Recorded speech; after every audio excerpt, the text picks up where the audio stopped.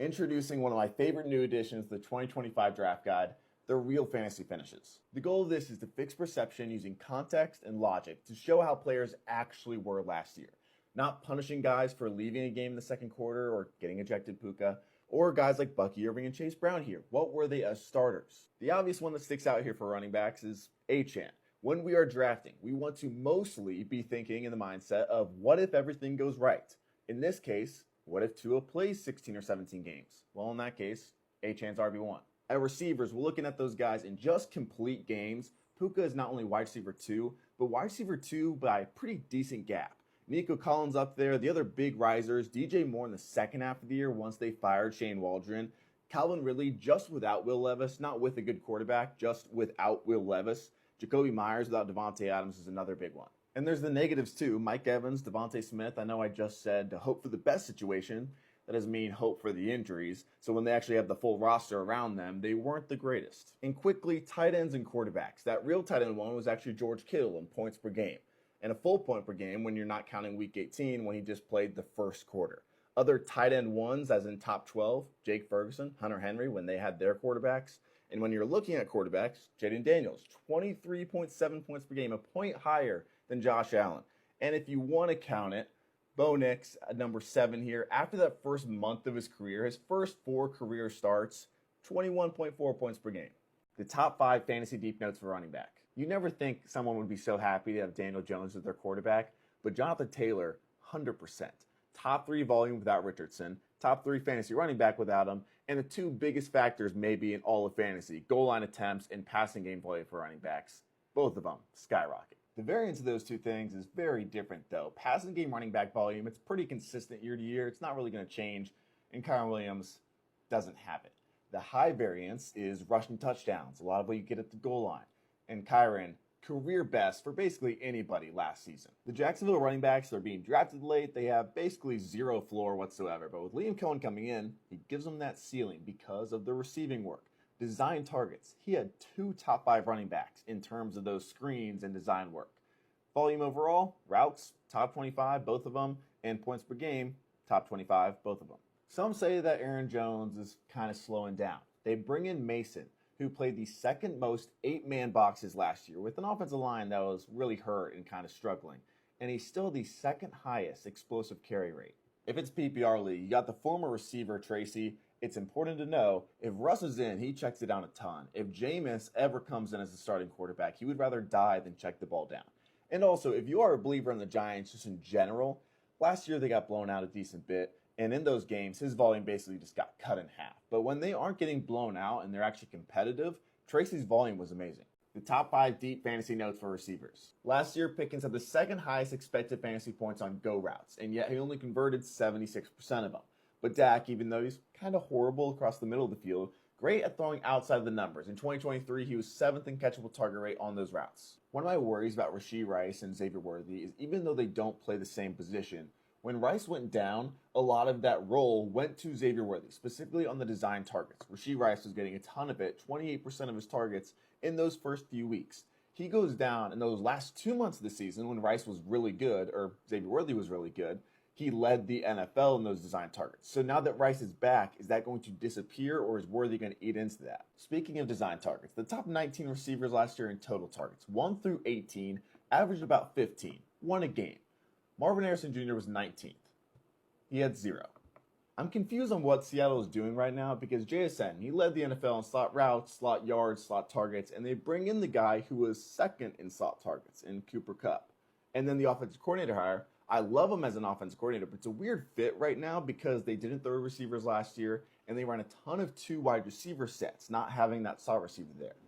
I still have faith and genuinely like it for JSN because Kubiak was so good at the downfield explosive pass plays, which is what JSN is best at. He's not that short area yak slot receiver. But for Cooper Kupp, pretty worried. And lastly, people started to have faith again in Quentin Johnson last year, and I will not have that. He was 40th in points per game as a receiver, but he was 1st in points per game on busted coverages last season. 4 points per game just on blown coverages.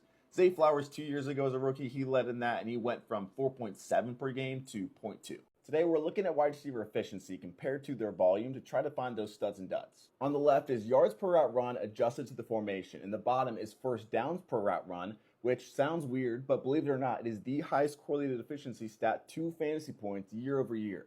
It is quarterback dependent, so it's like there's a reason DJ Moore and Adunes are next to each other, but keeping that in mind, if a player has really good efficiency and not great volume yet, they're likely to get more volume. And the inverse, if you are inefficient with really good volume, you're in danger of losing it. I could talk about him forever. Puka Nacua, he is better than you think, and he ruined my graph.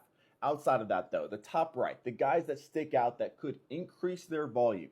A.J. Brown really can't increase it given the team that he's on, but Nico Collins could, especially with the injuries that he had last year.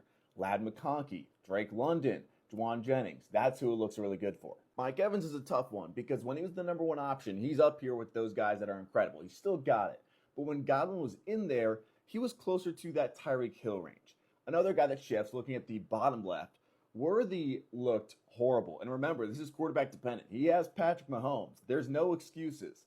However, you're looking at those last 2 months, well, then he's pretty good. The guys that I'm worried about, Waddle, this was always his thing. He was so efficient on a per route basis. He just needed more routes.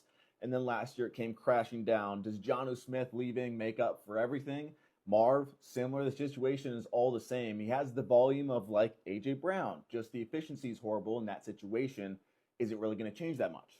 Debo, DK, both with good quarterbacks. They're below the rookie that got shot last year. Like, that can't be a good sign. And Keon Coleman, how much more volume is he commanding when he's got this efficiency in Josh Allen? You look at where Khalil Shakir is. And Judy, second in the NFL in routes. Cleveland, they're usually run heavy up until these past couple of years with Stefanski. So if that dips down and they start running the ball again with a bad quarterback, I don't know. One of my favorite graphs to find those running back busts and sleepers. The bottom is avoided tackles per attempt, and the left is the explosive carry percentage. The size of a player's bubble is the level of volume they got last year. The efficiency and volume is oppositely correlated, negatively correlated. When the volume increases, your efficiency is likely to go down. So when players have good volume and really good efficiency, they're usually safer. Guys with not good efficiency and lower volume are probably not going to gain volume. Starting with those Viking guys, Jordan Mason was uber efficient last year behind a worse offensive line. Aaron Jones took a big step back, even though his points per game increased. It is a sign that his volume will probably decrease along with it. So those aging running backs, is their efficiency dropping or is their situation changed? James Conner, no. Even at 29 or 30, whatever he is, still up in this quadrant, still so underrated. Henry, the offensive line, lost some guys, but still, he's in this perfect spot right here on a ton of volume. The guys that are leaning toward that superstar potential, we got Bucky Irving up there, looks really good. And not really superstar, but Brown and Hubbard, for the volume that they got in the second half of the year, both top 5, it looks great. By the way, speaking of superstars, Kenneth Walker is over here with one of the worst offensive lines in the NFL last year. A few guys that I'm worried about, because not only are they in this quadrant, but they have offensive lines that are fine or really good, like Denver's is. Kyron, he's not really getting much receiving. If he loses any of that rushing, that's the big worry. And then we got like Rachaad White. He's not going to be messing with Bucky Irving. If we move up top a little bit, Robinson does worry me a little bit just because Jaden Daniels should help this efficiency, and it doesn't really show that. Jonathan Taylor kind of the opposite because they were just a mess last year and he was in a horrible situation. Not really worried. I showed you this last year for guys like Zamir White or Zach Moss. Volume is not guaranteed. Another example was Rachaad White. If you are not being efficient and there's another guy that is, your volume is not safe. So number one, the biggest gap in said running back duos, James Conner over Trey Benson. I think he's very safe. Same thing with Bucky, obviously, over Rachaad White. And then an interesting one, in terms of rushing, Jordan Mason well above Aaron Jones. The second section is those running backs that are really good, generally safe starters, but they also have really good handcuffs that you should probably get to. Missed tackles force per attempt, explosive carry percentage, yak per attempt. Kenneth Walker, Zach Charbonnet, they're both incredible running backs. James Cook and Ray Davis, probably closer than you think. Braylon Allen and Breece Hall, and then you got those Titans guys and the Panthers. And the third section is that starting running back that's not putting up the greatest efficiency numbers, but there's not anybody threatening him at the moment. It's the section that Zamir White and Rachaad White were in last year. This is kind of why I like the dynasty assets, those long shots of Kyle Monangai, I think I'm saying that right, and Brashard Smith. 2 graphs in one video today. How do quarterback tendencies affect their floor and their running back's floor? This first graph shows quarterback rushing volume in 2024 and how they did it. It's very obvious to see a lot of these rushing threats that are on the right side, that have a ton of the design work. Everybody knows them. But the sneakier ones are the ones that scramble a lot, and it's also more valuable. In fantasy, a scramble attempt is about 28% better than a design carry. Jaden Daniels last year is partially what made his rushing volume so valuable is because he had 25 more than anybody in the NFL. But you're looking at the guys on this left side, the ones that maybe don't have as much design work, but if they have those scrambles, their rushing floor is still decently high. Guys that you maybe wouldn't think of, like a Bo Nix, a Brock Purdy, a Bryce Young. 3 attempts a game goes a long way. And then we have Drake May up there, who scrambled the second most in the NFL, but they were projected to win 0 games last year. Now, they're not in that scenario. Maybe they run them a little bit more on the design work too. When we're thinking in a running back mindset, it's more these two tendencies. Less about scrambles. It's actually probably more of a negative because they're not checking it down. So that's the first one. Easy PPR points in that check down game. The other one is still those design carries because the defense has to account for that quarterback in the run game, making running backs more efficient. Especially for PPR leagues. That floor raises a bunch for guys on this right side, like a James Conner, Tyrone Tracy in that Giants offense, the Broncos guys.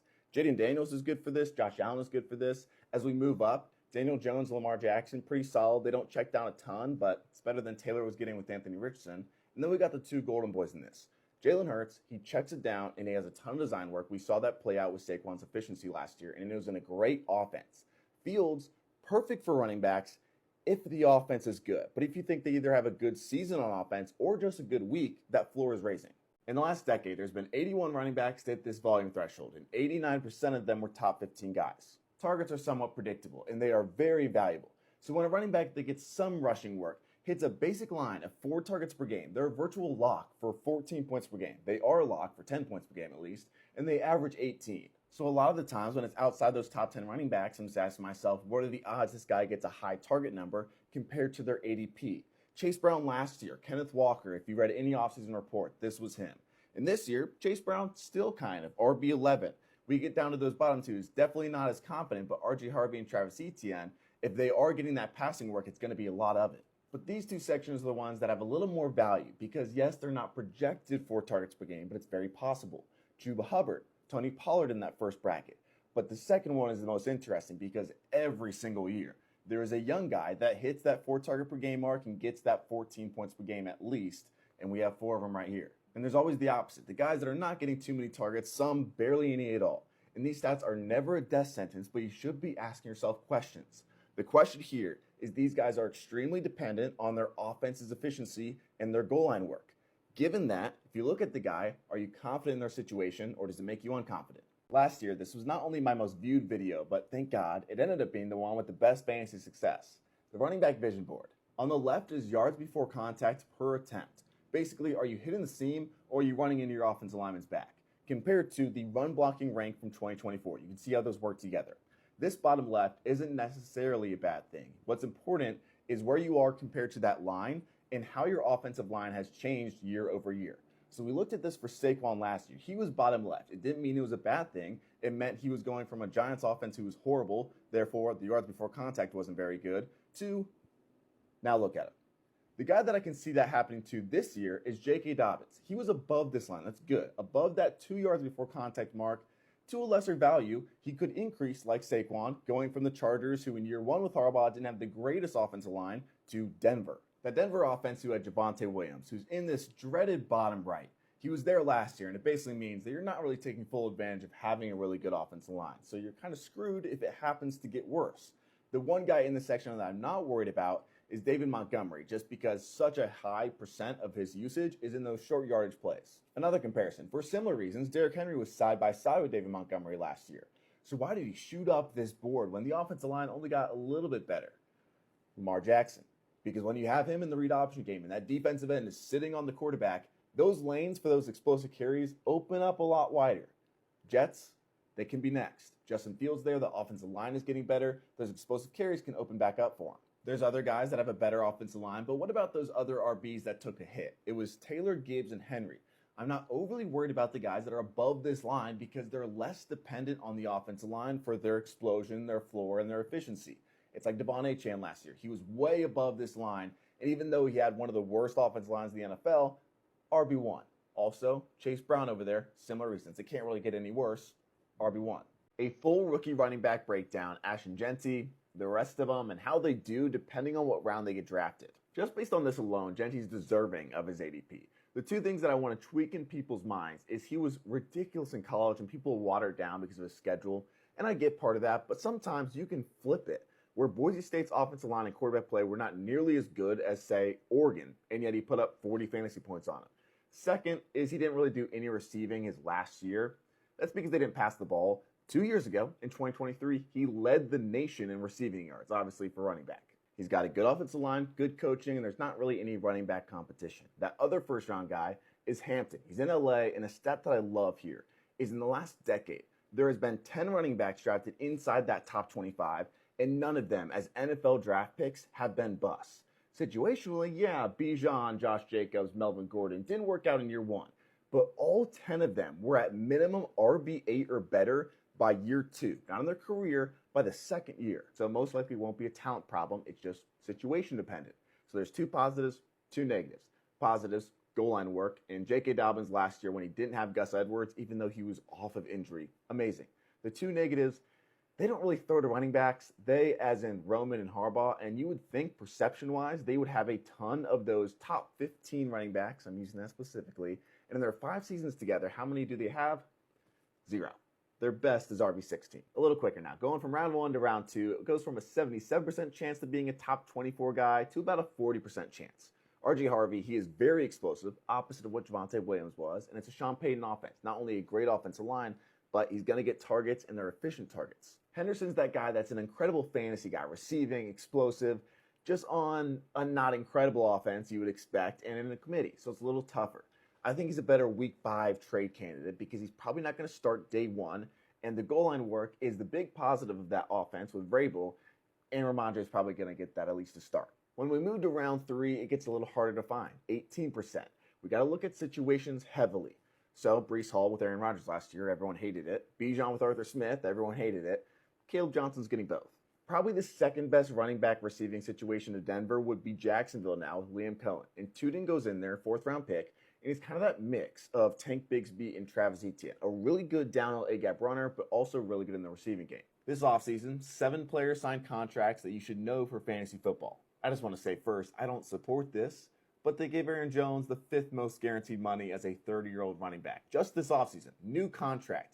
Shows some confidence, good for him, but it doesn't completely rule out Jordan Mason because they traded a 5th and 6th round pick for him and paid him the 13th most guaranteed money. There's been no signs of a fall off, and the Ravens are putting their money where their mouth is. 31-year-old running back, 2-year new contract, 2nd most in the NFL. And do you know who's right behind him as the 3rd most guaranteed money? Ashton Jeanty. Not only does he have insane draft capital, but because he's a running back being drafted that early, they're also paying him a ton. They got to make it worth it. Everyone's kind of been jumping on Deebo Samuel, and I get it, a lot of it's justified, but Washington loves him. It's a 1-year deal, but they paid him the 4th most guaranteed money. It is Justin Jefferson, Jamar Chase, CeeDee Lamb, and then Deebo Samuel.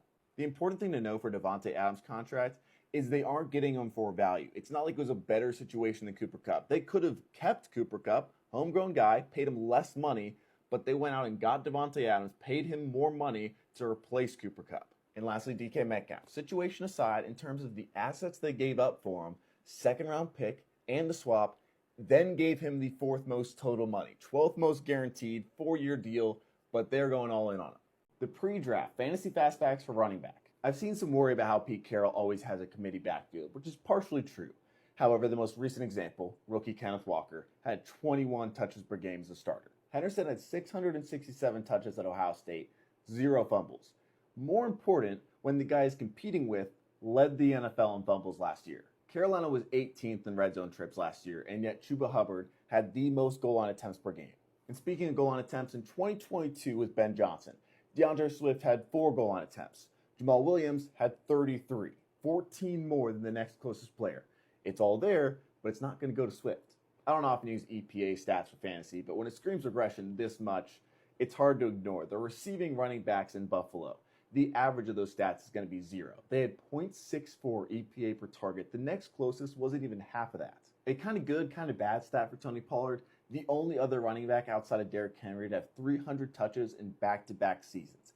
Kind of bad because if Tajay Spears takes a lot of that, it's not good. I hope Pacheco is healthy just because when he is, and the Chiefs play him a majority of the snaps, he's averaging 18 points per game. Even with Braylon Allen there last year, Breece Hall was top 5 in the percent of those goal line attempts.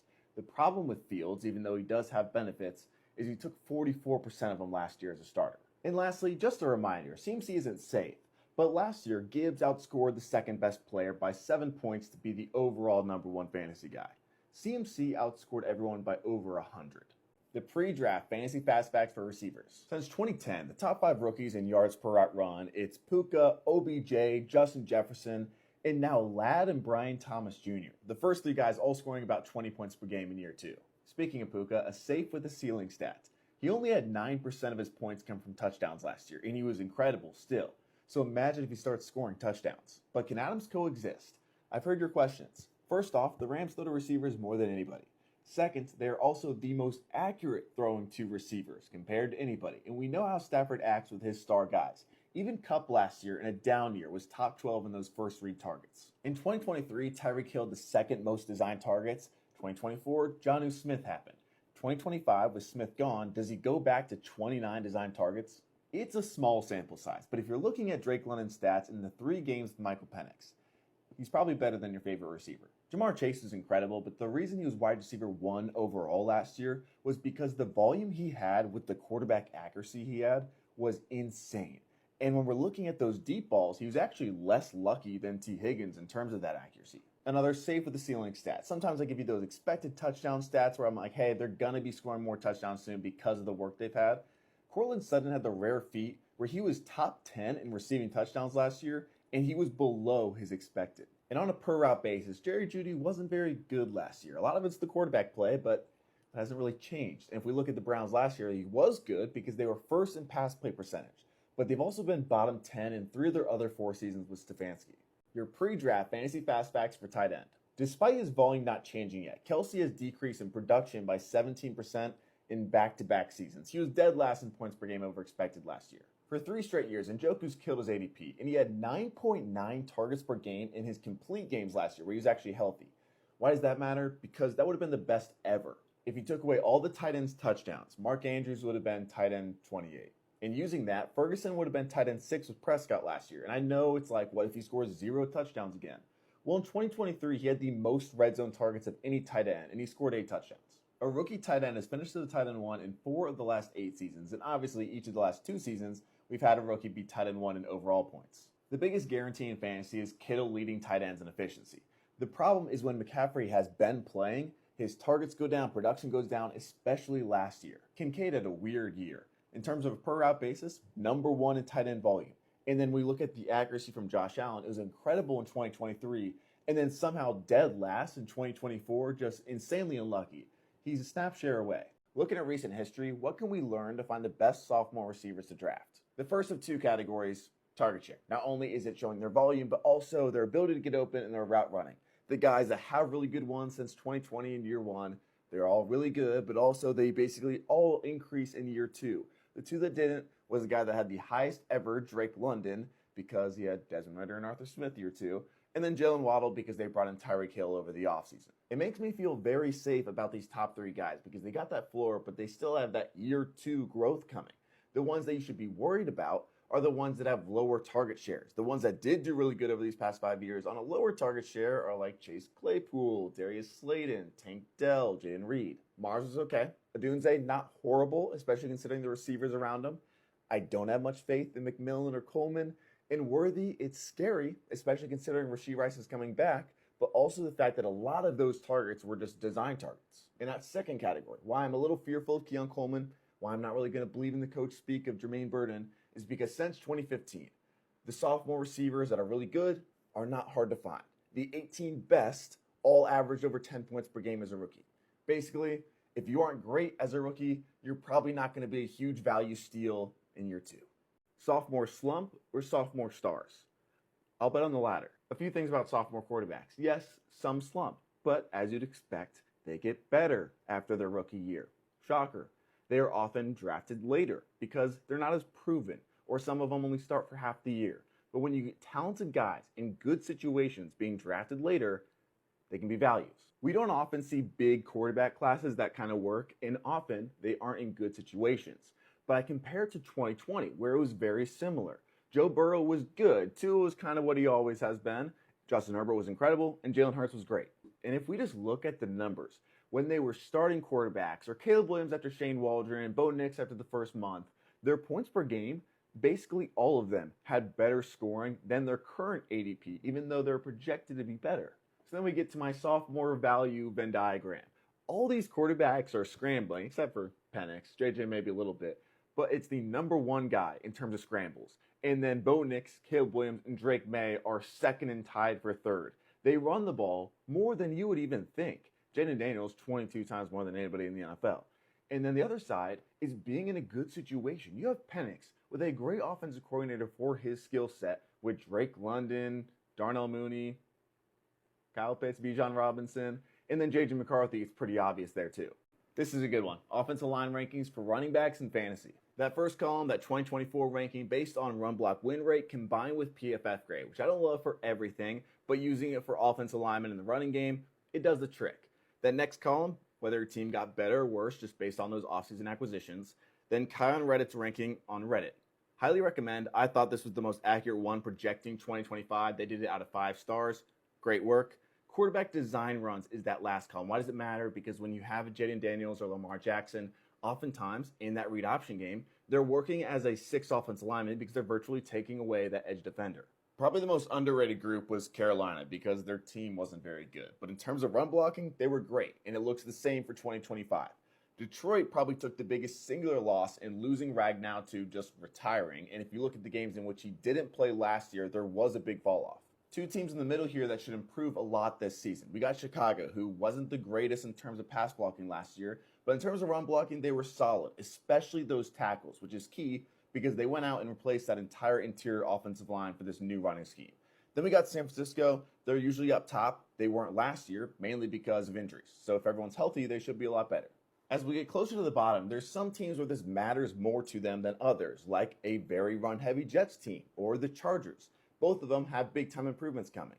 And Jacksonville, very similar to Chicago, a new running scheme coming in, with it, a new offensive line. And it can't really get much worse than it was last year. Touchdowns are hard to predict, but guessing the regression is a lot easier. Here's how it affects the fantasy quarterbacks. Passing touchdowns versus passing attempts. It's not about if a player is good or bad because we're comparing them to themselves, just their average throughout their career. So for example, 2023 Brock Purdy, he led the NFL with 7% of his attempts going for touchdowns. That's a lot. We'd expect that to change the most, and it did. Went down by the most in the NFL last year by nearly 3%. And you could have bet your life for that to happen because out of nearly 50 quarterbacks to play that full season and have that 7%, only one did it the following year. So we had Lamar up there, Baker, and basically Jared Goff. Lamar I'm not worried about at all because you could take 10 passing touchdowns away from him and he still finishes overall quarterback 1. Baker a little bit more because he's being drafted pretty high up with those dual threat guys. And Jared Goff, the ceiling just isn't worth it. The flip side of this, the positive regression, we got Brock Purdy should find himself somewhere in the middle there. In a short season, Prescott had the second biggest difference, and 2 other guys, Geno Smith, Patrick Mahomes, that are very pass-heavy guys, really good volume, should have a few more touchdowns coming their way. Quarterback rushing volume in fantasy is so valuable, so who has it and who relies on it? On the left, it is who had the most valuable rushing volume in 2024, quarterbacks from best to worst. And on the right, it's how much they relied on that volume. So basically, their percent of their points per game coming from rushing alone. I got some good, some bad, and some surprises. So the good first, Lamar Jackson, Bo Nix, congratulations. They had incredible rushing volume last year. But if that were to go away for a week, maybe a playoff run, or the entire season, they're not totally screwed. They don't completely rely on that rushing game because that passing work has been amazing too. The flip of that is like Bryce Young and Kyler Murray. Bryce had some really good weeks at the end of the year last year, but a lot of that was really good rushing production on pretty average volume. And Kyler, the volume wasn't that great last year in terms of rushing. They've been hinting at him doing it more this year, but if he doesn't, he might be screwed. At least his ceiling is. So which passing quarterbacks can be good in fantasy? Those surprises, Brock Purdy first off, the rushing better than you'd think. But the ones at the bottom, Jordan Love doesn't run. Dak Prescott, especially compared to the start of his career, doesn't run. They have their passing volume, and it can be amplified by having a bad defense, giving them that ceiling. Look at it last year. The one that's not, it's just Kevin O'Connell being a madman. So we can use that when we're predicting this year. Cowboys defense will probably be a little better. But it looks good for Cincinnati, Jacksonville, New England, Carolina, J.J. McCarthy as well. And it's probably the one negative for like a Bo Nix. The quarterback volume graph and how it worked so well last year to find those fantasy QBs to draft. On the left is the valuable volume rank. It's their projected volume for the year, but the things that are more important in fantasy are weighted appropriately. Those goal line carries, a rushing quarterback, and their deep throws, compared to ADP. You want your quarterback above this line, where their projected volume is better than where they're being drafted.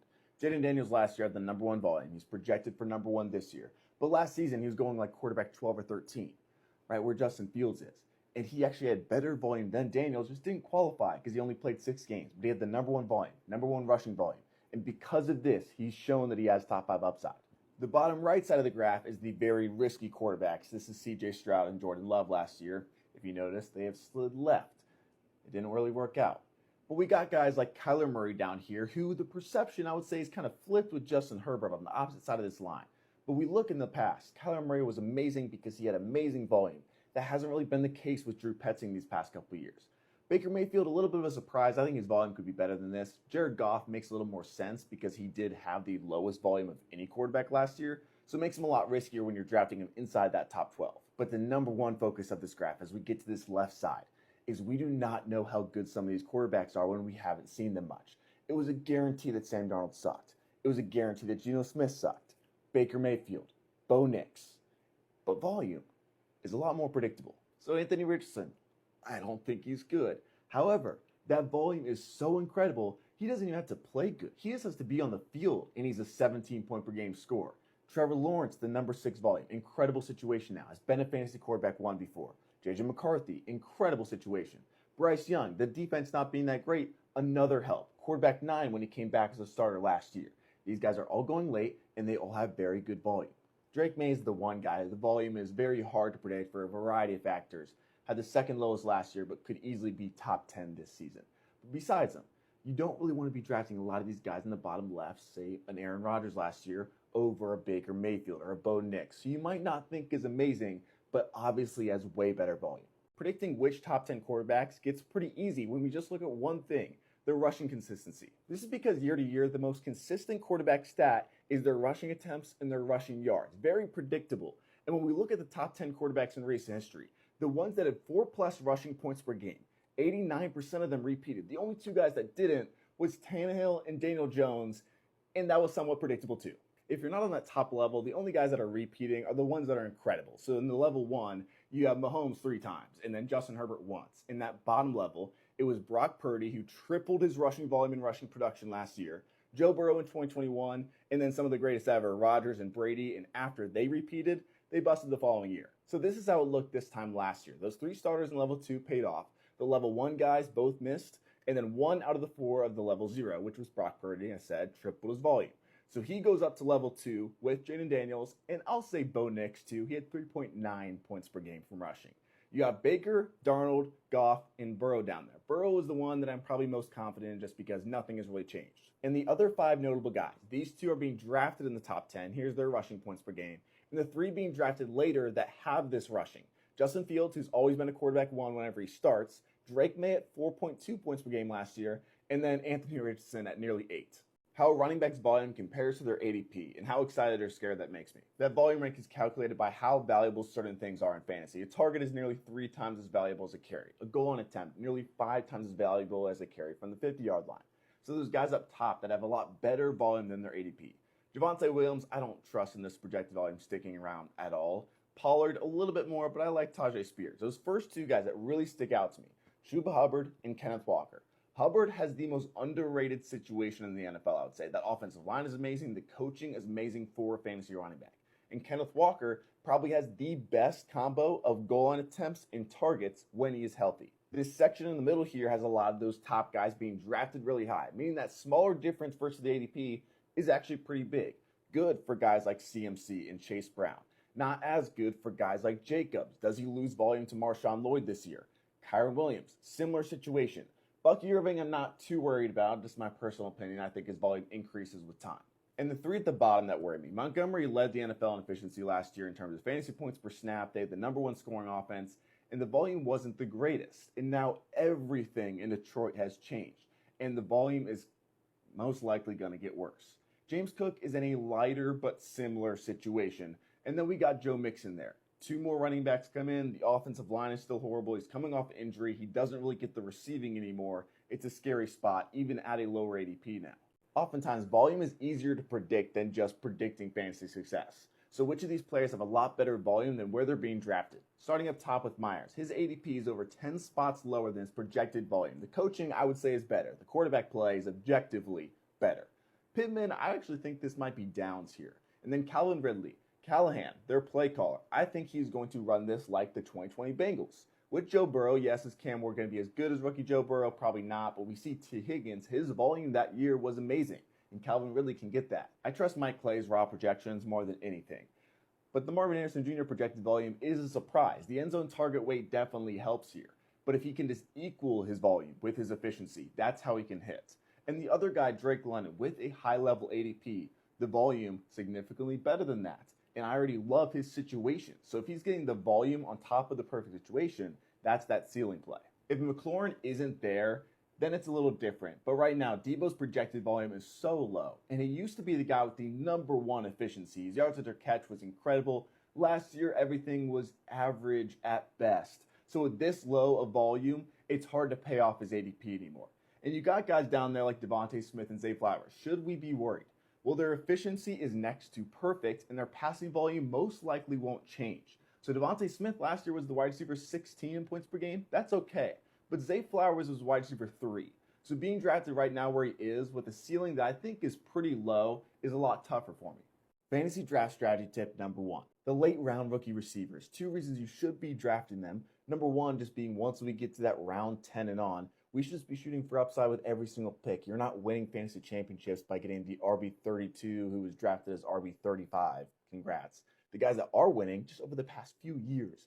Ayuk, Amon-Ra, Reed, Rice, Dell, Ladd, BTJ, Puka, Addison, just in the last few years. Some fantasy history for you. Going back to 2014, Odell reset this mindset, but it still isn't enough. Believe it or not, he wasn't drafted in fantasy football as a first-round rookie receiver because of the injuries.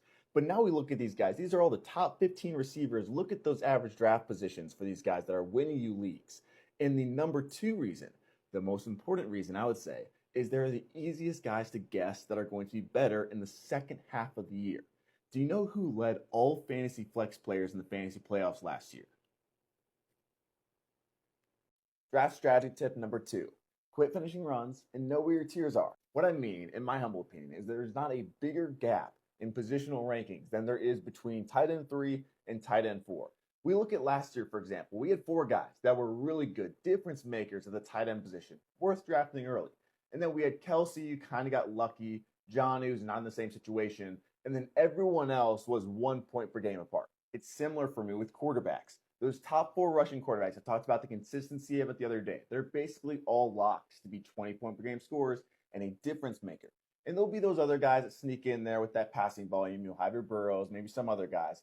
But the difference between the overall quarterback 1 and quarterback 8 is 6 points per game. From quarterback 8 to 16 last year, it was 2. So after we get past those 4 quarterbacks, and maybe, yeah, there's a second tier right above them, but from 8 to 16, 18, that sort of range, it's not too much different. For running back and receiver, I just wouldn't panic when it starts to be a run at a position. If there's 3 receivers drafted right before you, logically, that next receiver probably has lower value than that next running back now. And when it comes to defenses and kickers, this is why you wait to the end. Is it okay to draft both Chases or Nakua and Adams? Here are my 5 rules. The point of stacking is we want to win. We don't want to get second place. We want to get first place. And this raises our weekly ceiling to get there if we're combining players. We just have to weigh out the risk and reward compared to the value.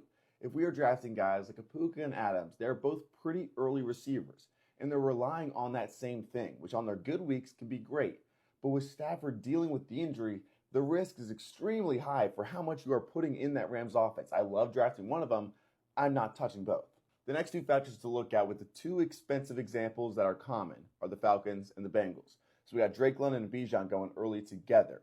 If you draft both of them, the worry is not only is Penix pretty high risk in terms of injury, but they do have a good scoring defense. That offense is amazing, and they can support 2 amazing fantasy players, but that scoring defense maybe limits that volume some weeks. The Bengals, on the other hand, Burrow not the healthiest also, a little healthier than Penix maybe, but they have a ton of volume going around in that offense. They showed it with Chase Brown and Jamar Chase last year, but that scoring defense is kind of helping them out. Not everybody has that Bengals offensive volume, so to double down on that value, getting guys that are collaborating compared to competing. We don't want them fighting for targets. We want maybe a quarterback and a cheap tight end or a young player where they're working together and doubling up their value basically. If Matthew Golden was the ADP wide receiver 15 next year and he was great this season, Jordan Love wouldn't be quarterback 17 in ADP. If Matthew Golden hits, Jordan Love is going to be way better too. Should we be drafting more running backs early? Here's the numbers. The top 12 running backs are pretty easy to find. In your first 5 draft picks, that's where they're going to be most likely. After that, it gets a little tougher. And I use RB1 specifically because of positional value. The average RB1 equals the average wide receiver 1. But in a year where the running backs were dominant, the average RB2 did not equal the average wide receiver 2. It was equal to the average wide receiver 3. So 2 strategy thoughts that come out of this. In those first 4 rounds, I'm trying to find the best value, but at the same time, I often do find myself wanting 2 running backs in those first 4 picks. If you can get 2 running back ones, that's what can put you over the edge. So round 4, love it right now compared to the other positions. In round 3, it's kind of flipped. If you want an elite quarterback before that fall off, that's where it is. Tight end, same thing. Running backs, there isn't many going in that range anyways. The second is that historically, however much correlation you believe there to be with it, the round 3, round 4 receivers do not have the greatest hit rate. We saw this to an extreme level last year. There's really only 3 guys that hit. 2 of them got hurt. And the running backs in this range, it's just a lot easier to predict them. 6 out of the 7 last year, the year of the running back, but still, 6 of the 7 were RB1s in fantasy. Just how successful has zero RB been, and what should we learn from it? In this case, we're talking not drafting a single running back in the first 5 rounds. In the past 8 years, the running backs have scored 14 plus points per game, usually around the top 20. Most of them have been drafted in the first 5 rounds, obviously. Round 6 and on, it's usually only around 3 guys, and you have to find and pick the correct ones. So if we were to use 2 of our first 5 picks, the first 60 picks overall on running back, on average these past 8 years, you'd get 1.14 running backs to score 14 plus points per game. But if you were to wait until round 6 and on, but took 2 times as many as the average drafter, you'd only end up with 0.55. And you can say, well, my receivers will be better. The problem with that is the running back positional value. There was only 24 of them to average 12 plus points per game in an incredible running back year. But there were still 38 receivers to do so, 14 more in the heavy running back year. But this is the big pro of zero RB strategy. That'll leave me my 3 points of advice. Running backs get injured more, and they're easier to directly handcuff compared to like handcuffing a receiver. It doesn't really work. So every single year in the fantasy playoffs, there's a lot more of those later round guys that are contributing at the most important time of the year, like the Tajay Spears of last year. So we're looking, even at 2023, over half of them were these late round guys. So point 1 is who to draft at running back late. Whether you're drafting zero RB or not, you want to draft the elite handcuffs and the younger running backs with volume potential. Who you don't want to be drafting is the RB36 that finishes as the RB34. 16 weeks of okay flex value is not better than 5 weeks of RB1 value. Number 2 is just looking at the fantasy playoffs and seeing all those late round running backs. Once we get halfway through the season, we're kind of getting by some of those bye weeks. Stop holding on to that tight end 2, especially that kicker 2 or defense number 2 or other positions that you might not need as much of, and start stashing those running backs with value potentially down the line. And number 3 is just my alternate zero RB strategy. If the value is falling to you in a positional way where you're not getting running backs, say you draft a receiver in the first 2 rounds, round 3 is kind of an RB desert. Round 4 is kind of that bigger fall off. So if you get 2 amazing wide receiver 1 level talents those first 2 rounds, then say a quarterback and tight end, take that running back round 4, and then later on you can figure it out with your Jordan Masons, J.K. Dobbins, or Ray Davis. These are all my fantasy strategy tips before your draft this evening. I would advise against buying the injury dip. There's just so many different things that can happen of re-aggravating. We don't know the details, leaving in the first quarter of a game and screwing you on a week. You're trying to find that 1 extra point per game advantage in the same range of players, and what you're risking is a 15 point per game disadvantage. I'm not talking about like the Malik Neighbors toe injury, but more so the Joe Mixon injury. ADP, a few tips. 1 is to follow it to an extent. We don't want to take a guy 30 picks above his average draft position just because we love him. That wouldn't be very smart of us. But at the same time, it's not concrete. You can feel free to reach 7, 8 or so picks in front of you. And what to use, I would say the consensus, Fantasy Pros is the best one, but also the real-time ADP is even better because it is more caught up, at least than the regular ADP in terms of news and that sort of thing. We use ADP, but we're not playing to beat ADP. We're playing to kill it. The point? Stop drafting bench players. When we get to the later rounds, we don't need to be drafting the RB2 on a not so great team that would be an okay handcuff. Draft the young guys with upside or a really good handcuff, the guys with a real ceiling. Don't be baited into finishing positional runs, but you do want to be aware of who's being drafted around you, especially if you're at the end of the draft. Like if you're the second pick, the 11th pick, and the guy that's picking 12th has 2 quarterbacks already, don't pick Drake May right before it goes to his pick. He's not going to draft a 3rd quarterback. And lastly, those last 2 rounds, if you don't have a defense or kicker that you are passionate about, just don't draft one. Pick up another positional player and drop your worst one right before week 1. Something that I would say matters a lot in fantasy but gets talked about very little is coaching changes. Walker, for the first time last year, got a ton of receiving, so I was a little worried when Ryan Grubb was going to be leaving because he was solid for him. But they replaced him with basically the best possible option. Clint Kubiak, Saints' old offensive coordinator. Kamara got the #1 volume last year, #1 receiving. He wants to keep that receiving with Walker. They run a ton of under center, which is good for Walker. They run it a lot more, at least expected to be a middle-of-the-road team compared to 29th. And that run game is a very outside zone heavy, which is Walker's strength. Jacksonville's running back room is a mess of potential. Liam Cohen had 2 RB2s last year. They were both top 5 in design targets, top 20 in routes. They used that running back out of the backfield a ton in the passing game compared to, say, the tight end. It has a lot of value. And I know Bigsby doesn't get too much passing game work, but he could double his. It still wouldn't be much, but it gives him a lot more value too. Harvey especially, but Dobbins I would say is very underrated in the receiving game. And Sean Payton, he has the 2 best running backs in the past 20 years in yards per route run, and they're #1 in checkdown rate. Chip Kelly is known for a few things: his running scheme, running it a lot, and being able to run the ball without an amazing offensive line. And that last thing is his pace. He's going to be #1 every single time. Oftentimes, people are very wrong on what a rookie running back style and usage is going to be in the NFL. We haven't seen it yet. With Henderson, it's interesting because the Patriots with Vrabel, but also McDaniel, run it a ton, and at the goal line a ton. So if Henderson gets that work just in between the 20s running, but also at the goal line, it'll be very interesting. In a similar way, the Chargers always run it at the goal line. They're second to the Eagles, which use their quarterback. The Chargers don't at all, so they're kind of #1 there. However, they are second to last in RB target share, and that isn't just last year, that's basically every single year. And lastly, we've seen Ben Johnson with DeAndre Swift before. In 2022, an interesting case study. Those first 2 games, he was incredible. 130 rushing yards each game. He got hurt, and he played the majority of the season after that, but it wasn't really ever the same. I don't know if it's a small sample size or the injury or whatever it was, but he only had 7 carries a game, 5 targets a game, kept him afloat, but he wasn't getting any of the goal line work. It was all going to Jamal Williams, and the fantasy production was a low-end RB2. One of the main reasons a fantasy quarterback or receiver bust is coaching.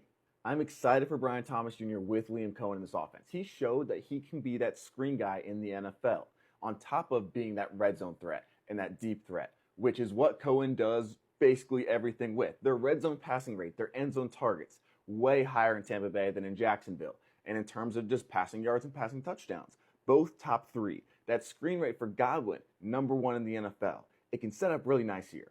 On paper, there would be some worries, but overall, I trust Clint Kubiak to be amazing with JSN. He's a slot receiver that is not that short area 5-yard possession guy. He's a downfield threat, which is rare at that spot, but that's what he is. In Kubiak, he is both creative and explosive in his play calling. I don't really care that Pickens is going to be a wide receiver 2 this year compared to being a wide receiver 1. With Arthur Smith last year, everything was horrible. His route rate also dipped by 12%. Russ was 20th in passing volume. Dak was #1. DK is now entering that. The main issue, outside of just Seattle being top 5 in pass rate, is that Rodgers doesn't really throw deep, and that is a large majority of Metcalf's production. I've said it once or twice, so sorry, but I still get a lot of comments about it, rightfully so. Are Puka and Devontae Adams fine together?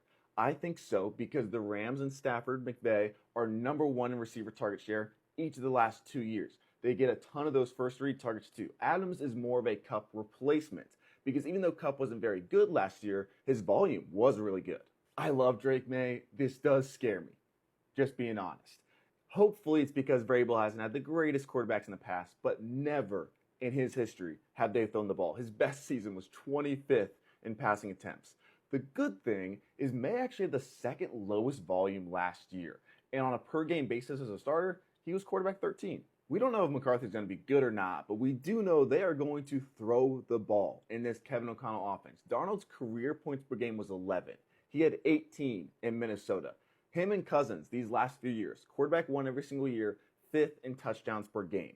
They were 3rd in passing volume last year with the 4th best scoring defense. If a fantasy player is really good, we don't want anything to change. No ads, no injuries, anything. But if they're not the greatest and there's some talent potential there, like a Caleb Williams, we want as much change as possible. And that's what Ben Johnson's doing here. It's going to be a lot more under center, going to be a lot more play action. Who knows if it'll work for Caleb Williams, but everything is changing. It's going to be a lot more screens, or actually good screen efficiency for DJ Moore. He still always has gotten a ton.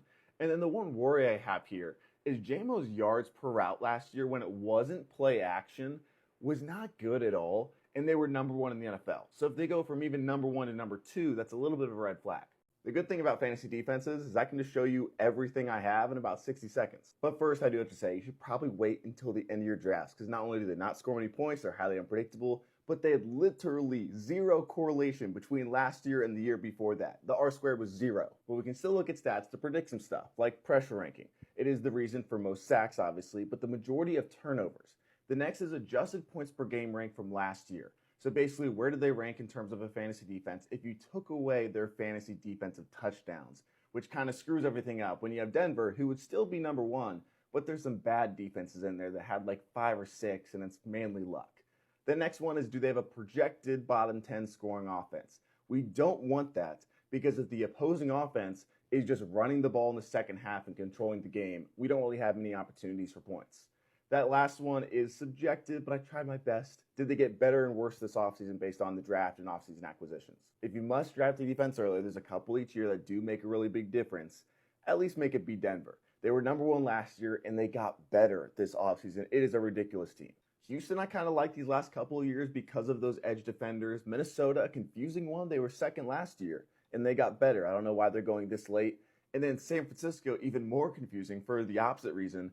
Why are they going in the top 10? I don't know. They lost a lot of their key players. As we get to the lower half of these defenses, the 3 that stick out. Green Bay looks like a really good value just based on all these stats.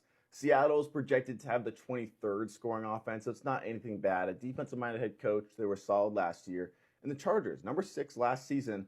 Nothing has changed too much there. They have a great coach for it. I'm not really sure why they're going this low. If you sickos want a fantasy kicker video, I'll give you the most detailed one on the internet. These are the top 20 drafted kickers in fantasy right now. Their 2024 points per game, their accuracy from last year, their projected scoring offense for 2025, and then a big one here, the go-for percentage. How often is that head coach going for it on 4th down? How aggressive are they? We want those conservative coaches like the Vikings that are going to kick it kind of no matter what. How many 50-plus opportunities and how many are they making? Aubrey had 14 of them last year. The average is around 6. And then do they play in a dome? We do wait for the last couple rounds to draft kicker because the difference in points per game isn't much and it's a lot of guesswork. The variance there is extremely high year to year. But Aubrey and Dicker are your clear top 2. If Dicker is falling, I like him there. There's a ton that's going for him. He's kicking those 50-plus. They're kicking a lot of field goals. They're in the dome. He's accurate. Jake Bates is the opposite of that. They don't really kick many 50-yarders with them. They go for it a ton. That scoring offense was really good last year, and he averaged 9.5, so the ceiling isn't really there for him. Fairbairn is kind of just like Cameron Dicker, but when we get to guys like Elliott and Bass, they will be drafted high because of their offenses. It's really good offenses. At the same time, every single time it's 4th and 1, the Eagles are going for it. Same with the Bills. They have really good red zone efficiency. It's not as much field goals. Buffalo plays in Buffalo. And the Eagles don't really kick 50-plus yarders either. Minnesota's solid down there, but the 2 wild cards I like. We got Cam Little and Jacksonville. Didn't average too many points per game last year, but was accurate. Hopefully the scoring offense improves. And it's a new coaching staff that hopefully, for his sake, goes from super aggressive to Tampa Bay's level that was 28th for Chase McLaughlin last year and gives him that ceiling potential. We also have Baltimore. It's a complete unknown, but obviously a pretty amazing situation with a good history. So if Tyler Loop can be productive, it'll work out. I've made about 2,000 fantasy stats in here for drafts this year. Here are my 10 favorite. Jaden Reed outscored his expected points per game last year by 22%. It was wide receiver 4. So what does that mean? He's not getting any good volume. He's not playing any 2 receiver sets. He's just very one-dimensional. Since 2018, the best a former RB1 has done is a 28% drop-off in their points. Pray for Saquon. 32% of Javonte Williams' points came from PPR points, basically just the one extra point you get from catching the ball. He didn't really do much else with it. And now he goes from the top 5 target share team for running backs to a bottom 5 team. Before Devontae Adams came around, Garrett Wilson was being shadowed in about half of his games by those top corners. In those games, his points per game dropped by 8 on average. And now he's all alone again, and he's a pretty hard corner schedule, playing shadow corner about half the time. Guys like Terrell, Surtain, Gonzalez twice. After leading the NFL in those converted end zone targets, McLaurin was the first receiver since 2021 to have double-digit touchdowns and not be a top 10 guy. James Cook had 36% of his points coming from touchdowns alone last year. And of the 9 running backs to do that in recent history, every single one of them decreased by an average of over 4 per game. Aaron Jones had 13 goal line carries last year for -2 yards. Miami was already playing against the most cover 2 in the NFL, and then in 2024, it nearly doubled. And it affects Tyreek Hill the most. He is a wide receiver 5 against cover 2. And Tua, how it affects him, as well as A-Dot got cut in half, his deep throws got cut in half, both to the last in the NFL. Jalen Hurts had 16 goal line sneaks last year, 2 times more than anybody. It was 21% of his points, but it is a very good and safe amount of fantasy points because he did the same exact thing in 2023. The tush push isn't banned yet. And my favorite stat of 2025, Quentin Johnson last year had 4 points per game on busted coverage alone, and he was still only wide receiver 40. So how much luck goes into that? Well, we will look back to the year prior. Zay Flowers had 4.7 points per game, led the NFL. Last season, only 0.2. And yes, the guide is out. It's free, and the link is in the bio.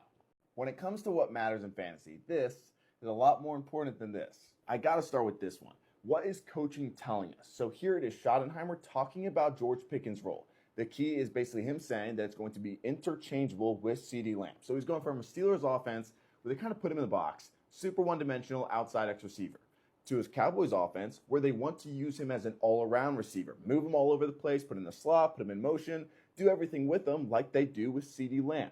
And then the other 2 minutes of the clip is just him glazing George Pickens. This is really the first that we've heard from the Jets' new offensive coordinator. He was the passing game coordinator in Detroit. So he's coming over with Aaron Glenn and basically said that he wants to replicate that Detroit running back room in New York, with Breece Hall being Jahmyr Gibbs and Braylon Allen being David Montgomery. Maybe one of the most important areas to focus on when we're talking about coach speak is how they're going to be using that running back in the receiving game. So one of those huge things last year was Ken Walker, seen as this power back. The new offensive coordinator in Seattle was saying, we're going to throw him the ball a ton. And then he became an RB1. So the good thing is that Kubiak is coming in here and he's saying, like, yeah, he's incredible in the passing game. We're going to keep doing that. But it's going to get even better, hopefully, because they're going to a primary zone offense compared to that gap scheme running game. And this is what Ken Walker has always been best at, especially in college. And I think Genty might have that perception of Ken Walker now. Just because he didn't do it last year doesn't mean he can't do it. And Chip Kelly backs that up and says, we're going to throw him the ball. And if you look at Chip Kelly's history in the NFL, like, yeah, Darren Sproles, LaShawn McCoy, he's had a year when they had 100 catches. And similar in pass protection, Chase Brown, they're talking about he's going to be the featured back. They still love him. And as a receiving back on the #1 passing team, it's really important that you're a good pass protector. And they love his pass protection. Tuden, on the other hand, as a rookie, that's kind of been a struggle area for him. And if he doesn't get it together now, he might not get on the field for probably the most important area of his game. And for everyone asking, is Loveland going to be the next Laporta? Well, Ben Johnson's at least utterly obsessed with him. And they use a top 10 pick on him. He seems healthy, which is a good thing. The talent is not an issue. He's got a lot of competition around him, but the ceiling is there. That's the point. A preseason panic meter for the recent fantasy news. First up is Hampton, with Greg Roman basically saying the days of one running back are dead. That doesn't mean that it has to be 50-50. I'm not really worried at all. Hampton is a much better player. He is healthy compared to Najee being hurt. And J.K. Dobbins last year, we've seen this in action. When he was healthy in his starter, he had 19.7 opportunities per game. In the beginning, it was just beat reporter predictions. It didn't really matter. But recently, the coaches yesterday were talking up Charbonnet a little bit. His availability, they mentioned. That is a little bit of a worry, but most of it was just coach talk, mental game, toughness compared to the talent compared to Walker. Walker is insanely talented. And when he's been healthy in the past, Charbonnet has not been on the field. And they've talked him up a ton this offseason and other times and how much they're going to use him. Not overly worried right now. I'm a little worried about Achane, mainly just because it's a calf and he's not going RB 30 to 35, where I'm like, oh, who cares then? He's going RB 6 to 10 right now. And there's so many other good fantasy running backs right there that are healthy entering the season that it seems like an unwarranted risk. And then you also have Ollie Gordon playing well right now as a physical runner, could take a little bit of that goal line work and just other carries in general. Basically the exact same situation for McMillan. I like him. At the same time, there is a big range of receivers that I love in that area. When you got guys like Calvin Ridley and George Pickens and Travis Hunter that are all very similar there, I'd rather take them than a guy that's had 2 hamstring injuries as a receiver, which is not a good sign. I'm not going to panic on Keenan coming to LA. With Ladd there, he can play just as good on the outside as he can on the inside. And I get it, Keenan had 120 targets last year. That's not nothing. But how much of that is really going to be taken from McConkey? The volume from him at the end of the year was amazing. 14 targets in the NFL playoffs. But we're looking at the rest of the team. Receiving running back, they don't really use him at all. Receiving tight end, same type of thing. And the other receivers are just rookies and not much else. When it comes to fantasy schedules, this is the only thing that matters. I did the due diligence of looking up every top receiver in the league to see their shadow schedule. That's just when they're being guarded by the opposing top corner in man coverage 80 to 100% of plays. There's only about 10 teams in the NFL that do it, and then I added in Philly just because they're another level. This is why. Because when you have corners like a Patrick Surtain, an AJ Terrell, Derek Stingley Jr., Sauce Gardner, Jalen Johnson, and the list goes on, most of the time your fantasy receivers are not having a fun time on the field. So when we look at guys like Jamar Chase, he had 3 catches and 27 yards when Surtain was lined up against him. However, if you look at that game log, he actually had 15 targets for 100 yards. Not bad. The yards per target wasn't very good. But the point is, some receivers are affected more than others. Why? It's because how their teams use them. Jamar Chase plays a ton in the slot, just like CeeDee Lamb plays 50% in the slot. He gets a lot of screens, lots of yards after catch, that sort of thing. So when we're talking level of affected, he's a 1. CeeDee's a 1. An example of a 3 would be like a Terry McLaurin or Marvin Harrison Jr. They're going to be outside 80% of the time and running deep balls and intermediate routes. They're not really getting many screens. They're not really getting much yards after catch either. This shows how many potential shadows a player could face this year and how many potential they could play in the fantasy playoffs. So, who is this good for? The big one is Nico Collins. If you drafted him, like me, I'm very excited about this because we're looking at, he has Surtain in week 10. Tennessee maybe twice with L'Jarius Sneed, but we don't really know for sure with his health. And he has none. The last 6 games of the season, only 3 overall. It's looking amazing. Very similar for Drake London, which is awesome. And then you got guys like Jamar Chase, Courtland Sutton, Calvin Ridley. They have theirs, but at the end of the season, they've got none. 0 in the fantasy playoffs especially. The big one down here is Marvin Harrison Jr., though, because it's the opposite of that. He doesn't really have any that are too tough in the entire regular season. But then he starts off the fantasy playoffs going against Stingley Jr. and AJ Terrell. That's really hard. There's 2 players with 3 in the fantasy playoffs. We got McLaurin, who is highly affected by it. It could be worse because the Giants are kind of the lowest of those shadow corners, but we're still looking at his playoffs. It's his entire division. Deonte Banks, then you got Philly's defense, and Diggs and Bland. Olave up top there as well. 2 corners that are injured a lot, L'Jarius Sneed and J.C. Horn, but you got the Jets there too. It could be really rough.